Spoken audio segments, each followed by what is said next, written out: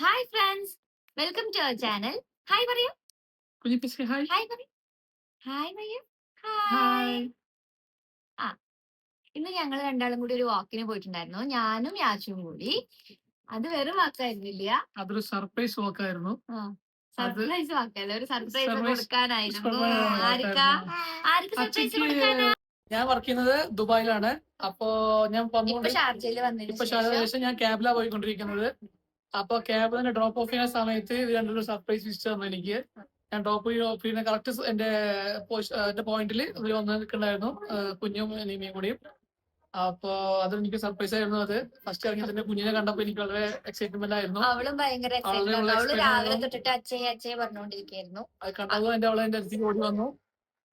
അപ്പൊ ഞാൻ വളരെ ഹാപ്പി ആയിരുന്നു. സർപ്രൈസ് ആയിരുന്നു എന്റെ മുട്ടയിരുന്ന എനിക്ക്. ഇത് കഴിഞ്ഞിട്ട് ഞങ്ങള് അവളെ കൊണ്ട് വാക്കിന് പോയി. അവൾക്കും കുറച്ച് ആക്റ്റീവ് ആയിട്ടിരിക്കാൻ റിഫ്രഷ്മെന്റ് വഴി വാക്കിന് പോയി. അവളും ആക്റ്റീവായി. അവള് കുറച്ച് ഓടി, അവള് കളിച്ചു, സ്പെൻഡ് കുറച്ച് ടൈം അവളോടെ പുറത്ത്. വീട്ടിലെ ഇരിക്കുന്നതിനെക്കാട്ടിലും അവർക്ക് പുറത്ത് പോകുമ്പോ കുറച്ച് കുട്ടികളെ കാണും, അവരുടെ കൂടെ കളിക്കും. അവള് ഹാപ്പിയാണ്. അപ്പൊ ആ ഒരു സർപ്രൈസ് കൊടുക്കുന്ന വീഡിയോ നമുക്ക് കാണാം. സർപ്രൈസ് എന്ന് പറഞ്ഞാൽ അത്ര വലിയ സർപ്രൈസ് അല്ല, പക്ഷെ ഇവർക്ക് രണ്ടാളും സർപ്രൈസ്. അവൾക്കതൊരു ഇഷ്ടമാണ്. അവൾക്ക് അച്ഛനെ കാണുമ്പോ അവളുടെ എന്താണ് അവളുടെ റിയാക്ഷൻസ് എന്താന്ന് അറിയാനുള്ള ഒരു ഇതില് പോയതാണ്. നമുക്ക് ആ വീഡിയോ കാണാം. നാട്ടിൽ നിന്ന് മാറി നിൽക്കുമ്പോൾ നമ്മൾ നല്ലപോലെ നമ്മുടെ നാട് മിസ് ചെയ്യും, വീട് മിസ് ചെയ്യും. അപ്പോൾ അവിടെ എന്തൊക്കെയുണ്ടോ, എന്തൊക്കെ ചെയ്തിരുന്നോ, നമ്മുടെ ശീലങ്ങളൊക്കെ നമ്മൾ ഇവിടെ കുറേ കൊണ്ടുവരാൻ നോക്കും. നമുക്ക് ആ ഒരു മടുപ്പ് മാറാൻ വേണ്ടിയിട്ടും പിന്നെ നമ്മുടെ നാട്ടിലുള്ള ആ ഒരു ഫീല് കിട്ടാൻ വേണ്ടിയിട്ടും നമ്മൾ അതുപോലെയൊക്കെ ചെയ്യും. ആദ്യമായിട്ട് ദുബായി വരുന്ന സമയത്ത് എനിക്കത് എന്താണെന്നുള്ളത് അറിയുന്നുണ്ടായിരുന്നില്ല. വന്നു കഴിഞ്ഞപ്പോൾ ഞാനും അത് എക്സ്പീരിയൻസ് ചെയ്തു. പിന്നെ നാട്ടിൽ പോയി വരുമ്പോഴൊക്കെ നമുക്കത് മിസ് ചെയ്യാതിരിക്കാൻ, നാട് മിസ് ചെയ്യാതിരിക്കാനുള്ള എന്തെങ്കിലുമൊക്കെ നമ്മൾ ഇവിടെ കൊണ്ടുവരാറുണ്ട്.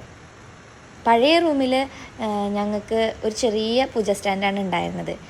പുതിയതിലേക്ക് മാറുന്ന സമയത്ത് എനിക്ക് ഏറ്റവും വലിയൊരു ആഗ്രഹം നല്ല അത്യാവശ്യം വലുപ്പമുള്ള, അത്യാവശ്യം കുറച്ച് വിഗ്രഹങ്ങളൊക്കെ വെക്കാൻ പറ്റുന്ന ഒരു പൂജ സ്റ്റാൻഡ് വേണം.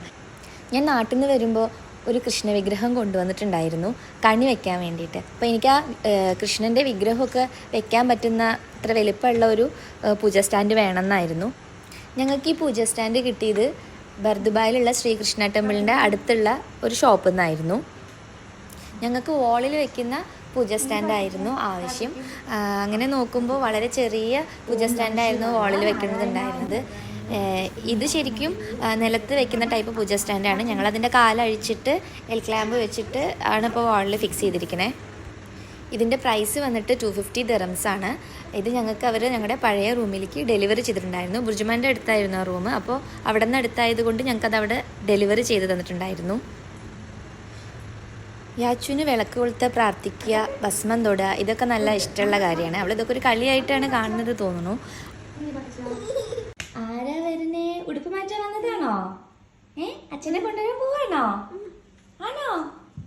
അമ്മ കുട്ടി റെഡിയായോ? അമ്മ പൊന്നു റെഡിയായോ? നോക്കട്ടെ.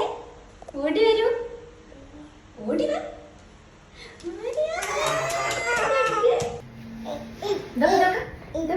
അച്ഛനെ കൊണ്ടുവരാൻ പോ. അതൊക്കെ നമ്മുടെ റൂമിൽ നിന്ന് ഒരു 5 മിനിറ്റ് നടക്കാനുള്ള ദൂരമുണ്ട്. അപ്പോൾ ഞങ്ങൾ നടന്നുകൊണ്ടിരിക്കുകയാണ് അല്ലേ കണ്ണ?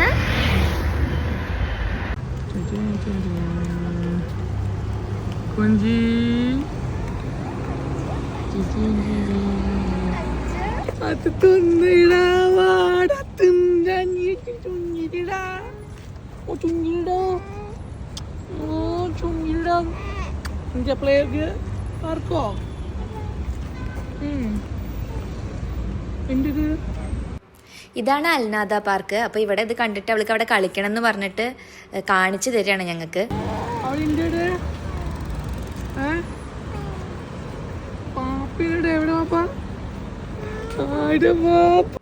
ലുലുവിൻ്റെ അവിടെ ഞങ്ങൾ സ്വീറ്റ് കോൺ അവൾക്ക് മേടിച്ചു കൊടുക്കാറുണ്ട്. അത് കണ്ടിട്ടാണ് അവൾ പാപ്പാന്ന് പറയണേ. അതൊന്നും വേണ്ട, നമുക്ക് അരിപ്പൊടി എടുക്കാൻ പോകാം.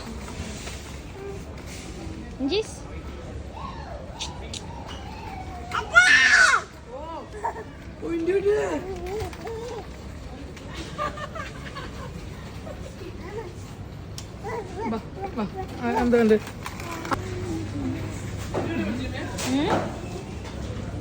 മത്തി